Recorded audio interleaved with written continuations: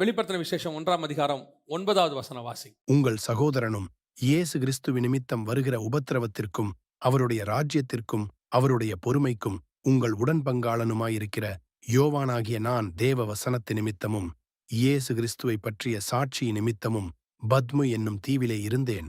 இது ஒரு ஜெயில். யோவானை கொண்டு போய் எங்கே வச்சுட்டாங்க? பத்மு தீவில் வச்சுட்டாங்க. இப்போ பத்மு தீவுங்கிறது ஒரு ஜெயில். எப்படின்னு கேட்டிங்கன்னா, இப்போ நமக்கு அந்தமான் இருக்குல்ல, அந்தமான் ஜெயில் ஒரு காலத்தில் இருந்துச்சு இல்லைங்களா? அந்த மாதிரி இப்போ அந்த ரோமர்கள் காலத்தில் வந்து கைதிகளை கொண்டு போய் ஒரு தீவில் வச்சுருப்பாங்க. அந்த தீவுக்கு பேர் தான் பத்மு தீவு. இப்போ யோவான் யாருன்னு பார்த்தீங்கன்னா, லிட்டரலாக பார்த்தீங்கன்னா இயேசுவுக்கு அன்பான சீஷன். யார்? இயேசுவுக்கு அன்பான சீஷன், மார்பிலே சாய்ந்து கொள்ளுகிறவர். இப்போ இவருக்கு நியாயமாக பார்த்தா எல்லாரை விட, ஆனால் கொஞ்சம் லிட்டரலாக நீங்கள் எடுத்து பார்த்தீங்கன்னா, எல்லா அப்போஸ்தலரை விட பீஸ்ஃபுல்லான மரணம் யாருக்கு? நான் சொல்கிறது உலக பிரகாரமாக பீஸ்ஃபுல்லான மரணம் யாருக்குன்னு பார்த்தீங்கன்னா யோவானுக்கு தான். அவர் தான் இயற்கையாக மரணத்தை சந்தித்தார். மற்ற எல்லாருமே ரத்த சாட்சி, அத்தனை பேரும். ஆனால் யோவானும் உபத்திரமெல்லாம் பட்டார். ஆனால் மரணம் வந்து எப்படி வந்துச்சு? இயற்கை மரணம் தான். யோவான் வந்து இயேசு கிறிஸ்துவினுடைய அன்பான சீஷன். அவர் மார்பிலே சாய்ந்திருக்கிற ஒரு மனுஷன். இன்னும் சொல்லப்போனால் ஆண்டவருக்கு ரொம்ப நெருக்கமானவர், எல்லாம் தெரியுது. ஆனால் இவர் தான் ஜெயிலுக்குள்ளே போயிருக்கிறாரு. இவர் தான் எங்கே இருக்கிறாரு? பத்மு தீவில் இருக்கிறாரு. மற்ற எல்லாரை விட இவர் கொஞ்சம் ஸ்பெஷல். தனிமை சிறையாது. அங்கே வந்து தனிமை சிறையில் விசேஷமான கைதிகள், த அட்டர்மோஸ்ட் அக்யூஸ்டுன்னு சொல்லுவாங்க, அந்த மாதிரி இடத்துல கொண்டு போய் இவரை வச்சாச்சு. இது வந்து ரோமருடைய மிக முக்கியமான சிறை. அங்கே கொண்டு போய் வச்சாச்சு. இந்தியாவில் கூட நம்ம ஆங்கிலேயர்கள் காலத்தில் முக்கியமான கைதிகளை தான் அந்தமானுக்கு கூட்டிகிட்டு போவாங்க. ஒரு சிலர்லாம் இங்கேயே வச்சு ரிலீஸ் பண்ணிடுவாங்க. த டேஞ்சரஸ் அப்படின்னு சொல்கிற ஆட்களை தான் அங்கே கூப்பிட்டு போவாங்க. அந்த மாதிரி தான் யோவானை கொண்டு போய் வச்சுருக்கிறாங்க. இப்போ சமீபத்தில் ஒரு ஜெயிலரை மீட் பண்ணேன். ஜெயிலுக்குள்ளே போகிறாங்கல்ல, ஃபஸ்ட்டு டே உள்ளே கூப்பிட்டு போகிறாங்கல்ல, அவங்க உள்ளே கூப்பிட்டு போனோன்னு என்ன செய்வாங்களாம், அந்த ட்ரெஸ் எல்லாம் செக் பண்ணுறதுக்கு நிற்க வைப்பாங்களாம். நார்மல் கைதிகளை சொல்கிறேன், நீங்கள் விஐபிஸ்க்கு இல்லை, நார்மல் கைதிகள். உள்ளே கூப்பிட்டு போனால் உடனே ஃபஸ்ட்டு செய்கிற என்ன இடம்னா, இவங்க ட்ரெஸ் செக் பண்ணிட்டே இருக்கும்போது ஒருத்தன் வந்து அடிப்பானா பளிச்சுன்னு, லிட்டரலாகவே ஒரே அறை ஒன்று விடுவாங்களாம். எதுக்காக அந்த அறைனா, அவன் வெளியே போகிற வரைக்கும் பயம் இருக்கணுமா, ஜெயிலை பற்றின ஒரு பயம் இருக்கணும்ன்ட்டு ஷர்ட்டை கழட்டி செக் பண்ணுன்னு சொல்லி பட் கழட்டும் போது அடிப்பாங்களாம், பளீர்னு அரைப்பாங்களாம். ஒரு அறை எங்கேருந்து விழுனே தெரியாதான், கலங்கிருமா. அதுக்கப்புறம் நீங்கள் அதை விட்டு வெளியே வர வரைக்கும் உங்களுக்குள்ள ஒரு திகில் இருக்குமா. அப்படி இப்போவே அப்படி இருக்குன்னா யோவான் காலத்தில் எப்படி இருக்கும் பாருங்கள். இந்த அடி எப்படி இருந்திருக்கும். உள்ளே கொண்டு போய் வச்சாச்சு பத்ம தீவில். இப்போ யோவான் கேட்கலாம் ஆண்டவரை பார்த்து, ஏன் ஆண்டவரை என்ன கொண்டு இங்கே வச்சுருக்கீங்க, நீங்கள் தான் என்னை ரொம்ப நேசிப்பீங்களே அப்படின்னு. ஆனால் சில நேரங்களில் சிறைச்சாலையில் ஏன் கர்த்தர் வைக்கிறார் தெரியுமா? முதலாவதாக உன் தரிசனத்தை நிறைவேற்றுவதற்கு, ரெண்டாவது உன் மூலியமாக ஊழியத்தை நிறைவேற்றுவதற்கு, இது உனக்கென்று இருக்கிற பிரத்யேகமான வெளிப்பாடுகளை கொடுப்பதற்கு. கர்த்தர் உனக்குன்னு வச்சிருக்கிறதான ஒரு வெளிப்பாடு இருக்கும். உங்களுக்குன்னு கொடுக்க வேண்டிய ஒரு ட்ரெஷர், ஒரு புதையல் ஒன்று இருக்கும். அந்த புதையலை நீ பெற்றுக்கொள்ள வேண்டுமென்றால் நீ தனிமைப்படத்தான் வேண்டும். தனிமைப்படாமல் உனக்கு அது கிடைக்கவே கிடைக்காது. நீங்கள் பைபிள் முழுக்க எடுங்க, யாரை வேணாலும் எடுங்க. ஆண்டவர் ஒரு தீர்க்க தரிசனத்தை பேச போகிறாரு, ஒரு வெளிப்பாடு கொடுக்க போகிறாரு, அல்லது ஏதோ ஒரு காரியத்தை உங்கள்கிட்ட சொல்ல போகிறார் என்றால் உன்னை நிச்சயம் எல்லாரை விட்டு கொஞ்சம் தனிமைப்படுத்துவார். அதுவும் சில நேரத்தில் என்ன பண்ணுவார், அவர் கொண்டு போகிற இடம் எதுவாக இருக்கும் அப்படின்னு நினச்சிங்கன்னா, வெளிப்படுத்தல் 17:3 வாசிங்க. ஆவிக்குள் என்னை வனாந்தரத்திற்கு கொண்டு போனான். எங்கே கொண்டு போனார்? எசேக்கியேல் 37:1 வாசிங்க. கர்த்தருடைய கை என் மேல் அமர்ந்து கர்த்தர் என்னை ஆவிக்குள்ளாக்கி வெளியே கொண்டு போய் எலும்புகள் நிறைந்த ஒரு பள்ளத்தாக்கின் நடுவில் நிறுத்தி. எங்கே கொண்டு போய் நிறுத்தினாரு? ஒன்று அங்கே போயிடுவார், இல்லை வனாந்தரத்துக்கு போயிடுவார், இல்லைனா எலும்புகளின் பள்ளத்தாக்கு கூப்பிட்டு போயிடுவார். எப்பயாவது ஒரு தடவை தான் பரலோகத்துக்கு கூப்பிட்டு போவார். சில நேரங்களில் கர்த்தர் உங்களை வனாந்தரத்துக்கு கொண்டு போய், நம்ம ஏற்கனவே பார்த்துருக்கோம்னு நினைக்கிறேன், இயேசு கிறிஸ்துவே ஆவியானவர் எங்கே கொண்டு போயிட்டாராமா? ஆவிக்குள் என்னை வனாந்தரத்துக்கு கொண்டு போயிட்டார். கொண்டு போயிட்டு காட்டு மிருகங்களுக்கு நடுவே சஞ்சரிக்க வைத்தாராமா. மார்க் 1 இருக்கு. அப்போ யோசித்து பாருங்க, இந்த மாதிரி காரியங்களை ஏன் கர்த்தர் செய்கிறார்? கர்த்தர் சில வெளிப்பாடுகளை கொடுப்பதற்கு. 6 லட்சம் புருஷர்லேருந்து மோசேயை வேறு பிரிக்கிறார். வேறு பிரித்து பூமிக்கும் வானத்துக்கும் நடுவில் மேகத்துக்குள்ளே கொண்டு போயிடுறாரு. மலை உச்சிக்கு கூட இல்லை, மேகத்துக்குள்ளே கொண்டு போயிடுறாரு. ஏன் கொண்டு போகிறாரு? அங்கே கொண்டு போனால்தான் உனக்கு கொடுக்க வேண்டிய வெளிப்பாடு அங்கே தான் இருக்கிறது. நீங்கள் இருக்கிற இடத்துக்கு வருவது பிரமாணம், நீங்கள் போய் எடுத்துக்கொள்ள வேண்டியது வெளிப்பாடு. மோசேயை கர்த்தர் ஒரு இடத்துக்கு வர வச்சு அவன் கையில் கொடுத்து அமிச்சது பிரமாணம்.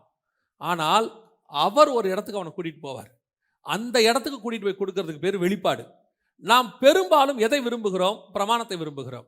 ஆண்டவர் என்கிட்ட பேசணும், வாக்குத்தத்தம் கொடுக்கணும், ஆண்டவர் என்கிட்ட தீர்க்க தரிசனம் கொடுக்கணும், தரிசனம் கொடுக்கணும். அதெல்லாம் நீங்கள் இருக்கிற இடத்துக்கு வந்துடும். நீங்கள் இருக்கிற இடத்துக்கு ஆண்டவர் வந்து உங்களுக்கு ஒரு வார்த்தையை கொடுத்துருவாரு, ஒரு தரிசனம் கொடுத்துருவாரு, ஒரு தீர்க்க தரிசனம் கொடுத்துருவாரு, சிலர் சொப்பனம் கொடுத்துருவாரு, வாசிக்கும் போதே வசனம் கொடுத்துருவாரு, அது உங்களை பலப்படுத்திடும், எல்லாம் செஞ்சிருவார். இதெல்லாம் நீங்கள் இருக்கிற இடத்துக்கு வரும். ஆனால் அவர் உங்களுக்கு ஒன்று வச்சிருப்பார் பாருங்க, அதை நீங்கள் வாங்கணும்னா அது நீங்கள் இருக்கிற இடத்துக்கு வராது. அவர் நியமித்த இடத்துக்கு போனால் தான் அது கிடைக்கும். அது நியமிக்கிற இடம் ஒரு வேறுபாடு இருக்கிற மாதிரி இடமாக இருக்கும். அது வனாந்தரமாக இருக்கும், எலும்புகளின் பள்ளத்தாக்கா இருக்கும், அல்லது பத்மு தீவுங்கிறதான ஒரு சிறைச்சாலையாக இருக்கும். அந்த சிறைச்சாலைக்குள்ளே ஏன் வைக்கிறார் போது உனக்கு ஒரு நம்பிக்கை இருக்கணும். இப்போவே உங்களுக்கு ஒரு விஷயத்தை நான் உங்களுக்கு சொல்லிட்டு முடிக்கிறேன், கவனிங்க. ஒரு காரியத்தை நீங்கள் நன்றாய் புரிந்து கொள்ள வேண்டும். கர்த்தர் என்னை ஒரு பாதைக்குள்ளே நடத்துகிறார் என்றால் அதுக்கு பின்னாடி எனக்கு ஏதோ ஒரு பாசிட்டிவ் இருக்கு, எனக்கு ஏதோ ஒன்று அதில் இருக்கு, இல்லாமல் என்ன அங்கே கர்த்தர் நடத்தலை, அவ்வளோதான். அதுக்கு பின்னாடி ஏதோ ஒன்று இருக்கு. அப்போ நான் அந்த பத்மதீவுக்கு போறேன்னு சொன்னா கர்த்தருடைய, அதுவும் அவன் சொல்றான், பாடுகள் நிமித்தம், அடி உதைக்கு நடுவில் தான் அங்கே போய் இருக்கிறார் அவர். கிறிஸ்துவின் நிமித்தமும் இயேசுவின் நிமித்தமும் பாடுகள் நிமித்தம் அங்கே நான் இங்கே இருக்கிறேன். ஆனால் எதற்காக நான் அங்கே இருக்கிறேன்? ஏன் ஆண்டவர் எனக்கு கொண்டு வச்சிருக்கிறீங்க அப்படின்னும் போது உங்களுக்கு ஒரு நம்பிக்கை இருக்கணும், இங்கே வச்சு கர்த்தர் எனக்கு ஒரு வெளிப்பாடு கொடுப்பார். இந்த யோசிச்சு பாருங்க, அந்த பத்மு தீவிலிருந்து அவன் வாங்கின வெளிப்பாடு தான் இந்த 2000 வருஷமா சர்ச்சுக்கு ப்ராஃபஸி. 100% prophetical book. இதை இன்னும் எப்பேற்பட்ட ஆக்ஸ்ஃபோர்டாலையும் எக்ஸ்ஃபோர்டு கேம்பிரிட்ஜாலையும் எவ்வளோ பெரிய தியாலஜியானாலும் உலகத்தில் வெளிப்படுத்தின விசேஷத்தை முழுவதுமாக தியானிச்சிட்டேன்னு சொல்லக்கூடிய இன்னும் ஒரு மனுஷன் கூட வரல. வெறும் 22 அதிகாரம் தான். அப்போனா அது எவ்வளோ பவர்ஃபுல்லான புக்கு பாருங்க. அந்த பவர்ஃபுல்லான புக்கை நீங்கள் வாங்கணும்னா நீங்கள் அப்படிப்பட்ட இடத்துக்கு போக வேண்டியிருக்கு. நான் மற்ற புக்குகளை குறைச்சி மதிப்பிடுறேன்னு நினச்சிடாதீங்க. நான் சொல்கிறது உங்களுக்கு புரியுதா? மற்ற புக்குகளில் கொடுக்கும் பொழுது ஒரு சிலருக்கு ஆண்டவர் இருக்கிற இடத்துல வந்து கொடுத்துட்டார். ஒரு சில புக்குகளை கொடுக்கறதுக்கு இருக்கிறத கொடுத்துட்டார். அந்த புக்கில் உள்ள ப்ராஃபஸியெல்லாம் நிறைவேறி முடிஞ்சிருச்சு. நான் சொல்கிறது உங்களுக்கு புரியுதா? சில ப்ராஃபஸிலாம் என்னவாயிருச்சு? நிறைவேறி முடிஞ்சிருச்சு. இப்போ அந்த ப்ராஃபஸி எக்ஸ்பைன், நான் இப்போ தப்பாக சொல்ல புரிஞ்சிடாதீங்க, எக்ஸ்பைன்னு சொல்லலை, அந்த ப்ராஃபஸியோடது அதோட உண்மைத்தன்மை என்ன, அதோட காரியம் என்னவாயிருச்சு? நிறைவேறிடுச்சு. ஆனால் ரெவலேஷன் மட்டும் எட்டர்னல் வரைக்கும் இருக்கும். நித்தியம் வர வரைக்கும் இந்த புக்கை நீங்கள் தியானிச்சே ஆகணும், வேறு வழியே கிடையாது. எதுக்காக உங்களுக்கு சொல்கிறேன் அப்படின்னு கேட்டிங்கன்னா, அவ்வளவு பெரிய பொக்கிஷத்தை நீங்கள் பெற வேண்டுமானால் அவ்வளவு பெரிய விலைக்கிரயம் ஒன்று கொடுக்க வேண்டியிருக்கிறது. அப்படி ஆண்டவர் உங்களை அப்படி ஒரு இடத்துக்கு நடத்துகிறாருன்னா அங்கே வச்சு உங்களுக்கு கொடுக்க போகிற விஷயம் அப்படிப்பட்டதாக இருக்கும்னு அர்த்தம். நான் எப்பவும் நம்புவேன், பல நேரங்களில் கர்த்தர் நம்மளை வேறு பிரிப்பார். சில நேரங்களில் கர்த்தர் தனிமைப்படுத்துவார். சிலரை விட்டு கர்த்தர் நம்மளை வேறு பிரிப்பார். காரணம் என்ன? கர்த்தர் எதையோ நமக்கு கொடுக்க விரும்புவார். அடிக்கடி இங்கே கூட இருக்கிறவங்கள்டெல்லாம் சொல்லிக்கிட்டே இருப்பேன், ஆண்டவர் வந்து நம்மளை ஏதோ ஒரு இடத்துக்கு தனிமைப்படுத்துவார். அப்படி படுத்தும் போது அதுக்கு நம்ம என்ன கொடுத்துடணும்? இடம் கொடுத்துடணும். நாம் என்ன செய்வோம் தெரியுமா? இல்லை ஆண்டவரே, மினிஸ்ட்ரி இருக்குது, இல்லை ஆண்டவரே, நிறைய வேலை இருக்குது, நம்ம போக முடியாது, 6 லட்சம் புருஷர் கீழே இருக்கிறாங்க, இவங்களெல்லாம் விட்டுட்டு நான் மலைக்கு மேலே போயிட்டா இங்கே யார் பார்த்துப்பா? ஆண்டவர் சொல்வார், 6 லட்சம் பேரை கூட்டிகிட்டு வந்தது நானே அவங்கள பார்த்துப்பேன், நீ முதல்ல ஏறி மேலே வாம்பார். சில நேரத்துக்கு நமக்கு கர்த்தரை விட பேர்டன் ரொம்ப அதிகமாகிடும், பாரம் அதிகமாகிடும். ஆண்டவரே, இதெல்லாம் யார் பார்த்துப்பா? ஒரு 3 நாள் உபவாசம் போடுனா, ஆண்டவரே ஃபேமிலி இருக்குது, பிள்ளைய ஸ்கூலுக்கு அனுப்பணும், போய் அதை பண்ணணும், வேலைக்கு போகணும். எப்படி? ஆண்டவர் சொல்வார், நான் கொடுத்த ஃபேமிலியை நான் பார்த்துக்கிறேன், ஒரு 3 நாள் கூட நீ வந்து உட்கார மாட்டியா உபவாசத்தில் பார். ஏன் உங்களை அதை 3 நாள் உட்கார சொல்கிறாருன்னா, நமக்கு அதில் ஏதோ ஒரு பெனிஃபிட் இருக்கும், நமக்கு ஏதோ அதில் ஒரு காரியம் இருக்கும், அதுக்கு அடுத்த கட்டத்துக்கு கொண்டு போகிறதா இருக்கும், இல்லை அடுத்து வரக்கூடிய பிரச்சனைகளை பலப்படுத்துறதுக்கு உங்களுக்கு தேவையான பலனை கொடுக்கறதா இருக்கும். ஏதோ ஒரு சூழ்நிலை கர்த்தர் உங்களை தனிமைப்படுத்தும் போது, சிறைச்சாலைக்குள்ளே கொண்டு போகும்போது உங்களுக்குள்ளே ஒரு நம்பிக்கை வர வேண்டும். என்ன நம்பிக்கை வரணும் தெரியுமா? ஆண்டவரை நீங்கள் வைப்பதற்கு ஒரு முகாந்திரம் இருக்கிறது. ஆண்டவர் எனக்கு ஏதோ ஒரு வெளிப்பாடை கொடுக்க போகிறார். அப்படி வெளிப்பாடை விரும்பும் போது இப்படி யோசிச்சு பாருங்களேன். இப்போ ஒரு தடவை ஆண்டவர் ஃபஸ்ட்டு கூட்டிகிட்டு போய் ஒரு வெளிப்பாடு கொடுத்துட்டார். அந்த ஆவிக்குள்ளாகி ஒரு அனுபவத்தை அவர் பெற்றுட்டார். சரியா? 1ஆம் அதிகாரத்தில் ஆவிக்குள் ஆகியிருக்கிறாரு, திருப்பி 4ஆம் அதிகாரத்தில் ஆவிக்குள் ஆகியிருக்கிறாரு. அப்போ நடுவில் நார்மல் லைஃபுக்கு வந்துட்டார். இப்போ புரியுதா உங்களுக்கு? ஆவிக்குள்ளான போது ஒரு வெளிப்பாடு கிடைக்குது, தரிசனத்தை பார்க்குறாரு, பரலோகத்தில் தேவன் அப்படி நிற்கிறாரு, ஜைஜாண்டிக்காக இருக்கார், எல்லாம் பார்த்தாச்சு. அந்த தரிசனத்தை பெற்றுட்டு நார்மல் லைஃப்க்கு வந்துட்டார். இப்போ 2வது ஆவிக்குள்ள ஆகும் பொழுது யோவானுக்கு எப்படி இருக்கும்? இப்போ அவருக்கு எப்படி இருக்கும்? அவருக்கு பத்மு தீவா இருக்காது. எப்போ திருப்பி ஆவிக்குள்ள ஆவேன்ற ஒரு ஆசை வந்துடும். ஆண்டவர் கூப்பிடுவார் வச்சுப்போம். 2வது தடவை யோவான் பத்மு தீவுக்கு போகலாமா? ரைட் ஆண்டவரே போகலாம். அது ஜெயிலு போகலாம் வாங்க. ஏன்? அங்கே தான் எனக்கு ஆவிக்குள்ளாகிற அனுபவம் வருது. 2வது தடவை இப்போ நடுவில் அவர் என்ன ஆகலை, வெளியே வந்துட்டார். இப்போ திருப்பி ஆண்டவர் கேட்குறாரு, பத்மு தீவுக்கு போகலாமா? ரைட் ஆண்டவரே, பெட்டி ரெடியாக இருக்குது. ஓகே ஆண்டவரே போகலாம். ஏன்? எனக்கு அது பத்மு தீவு இல்லை, வெளிப்பாடு கிடைக்கிற இடம். அது எனக்கு சிறைச்சாலை அல்ல, நம்பிக்கையின் அரண். அது அங்கே போனால் எனக்கு ஒரு வெளிப்பாடு கிடைக்கும். கர்த்தர் ஏன்? அதனால தான் பாருங்கள், இயேசு எப்போ பார்த்தாலும் வனாந்தரத்துக்கு போயிடுவார். இயேசுவை நீங்கள் கண்டுபிடிக்கணும்னா எங்கே போய் கண்டுபிடிக்கணும் தெரியுமா? பெரும்பாலும் எங்கே கண்டுபிடிக்கணும் தெரியுமா? வனாந்தரத்தில் தான் இருப்பார். அவன் சீசனுக்கு தெரிஞ்சிருச்சு இவர் எங்கே இருப்பார். ஏன்னா வனாந்தரத்துக்கு போனால் அங்கே தேவதூதர்கள் வந்து பணிவிடை செய்வார்கள். வனாந்தரத்துக்கு போனால் அங்கே தேவனாகிய கர்த்தர் அவரோடு கூட பேசுவார்.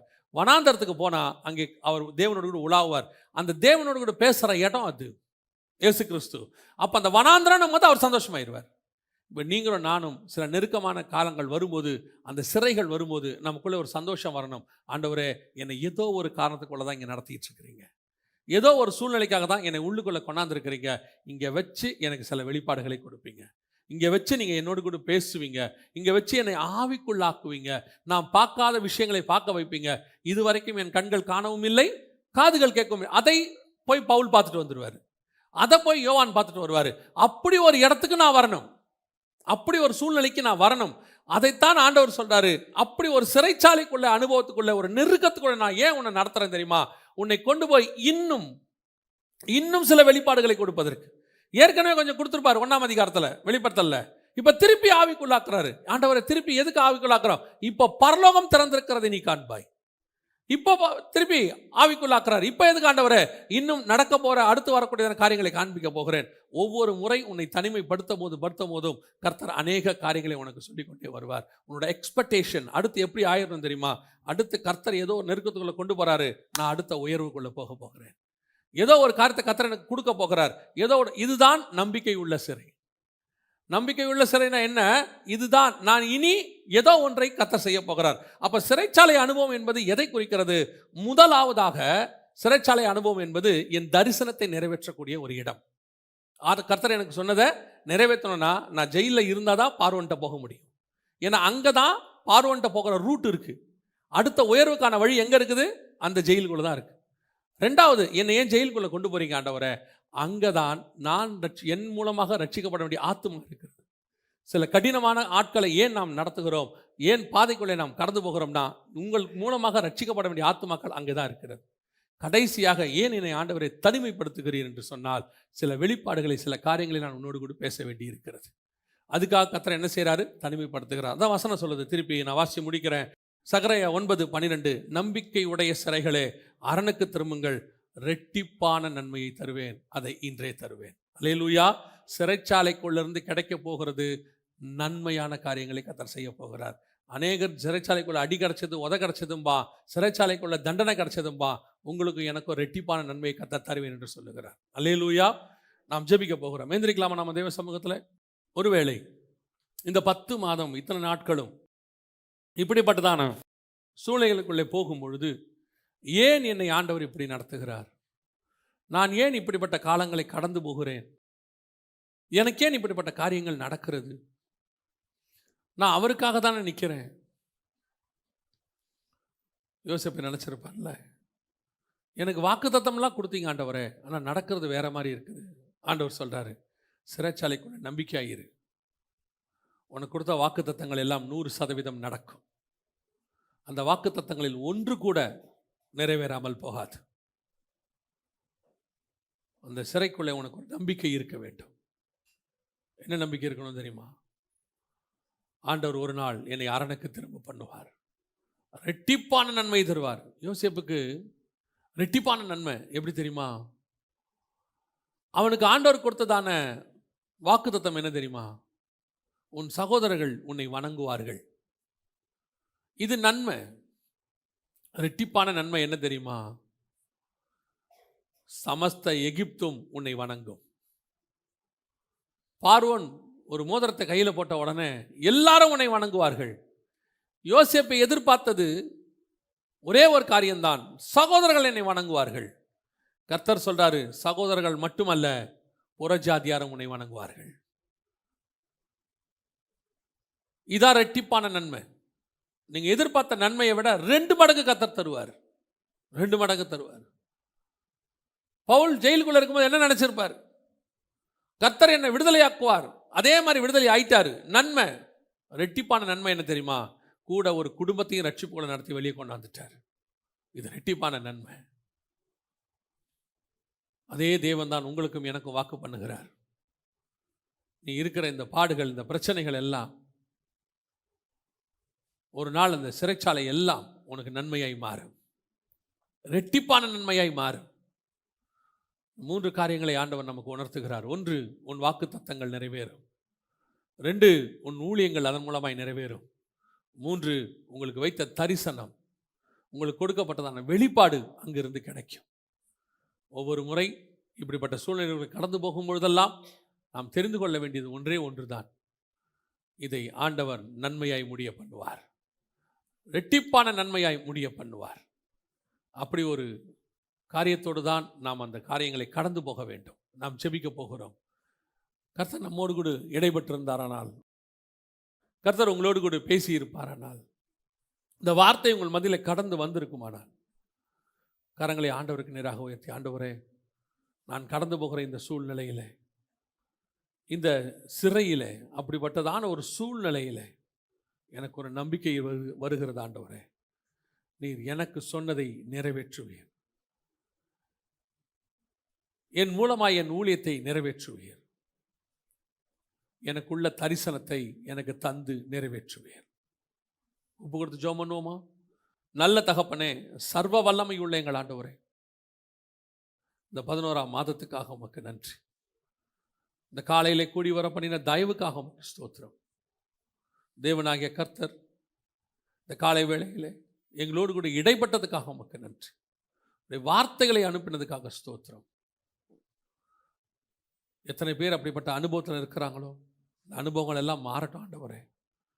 அவர்களுக்குள்ள தரிசனங்கள் நிறைவேறட்டும், வாக்குத்தத்தங்கள் நிறைவேறட்டும், அவர்களை கொண்டு செய்கிற ஊழியங்கள் எல்லாம் நிறைவேறட்டும், கிடைக்க வேண்டிய வெளிப்பாடுகளை பெற்றுக்கொள்ளட்டும் ஆண்டவரே. ரெட்டிப்பான நன்மையாய் மாற்றி கொடுங்கப்பா. கிருபையுள்ள கரத்தில் எங்களை தாழ்த்துகிறோம். எங்கள் ஆண்டவர் இயேசு கிறிஸ்துவின் நாமத்தில் பிதாவே.